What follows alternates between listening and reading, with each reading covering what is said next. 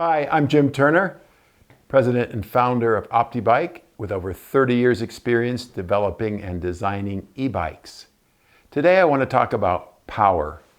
There's some confusion of what power is. In a car, we all know about 1 horsepower, what that is. But e-bikes, the power is defined in watts, which is the metric equivalent of a horsepower. And 1 horsepower is about 750 watts. So you can think about an e-bike with 750 watts or 1 horsepower. It's very little.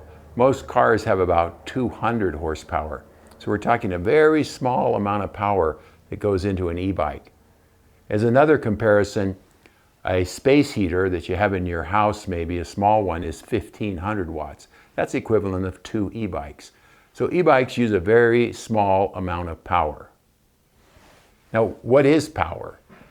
So this is what's interesting about power. Power is the ability to lift a weight. So here's a weight.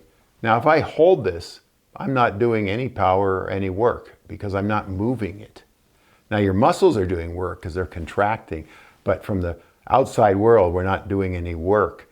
So when I move a weight over a distance, I do work, but that's not power. Power is by moving the weight over a distance in the time it takes. So the faster I do this, the more power I use to do that. And remember, power is watts. And so that's how we get power.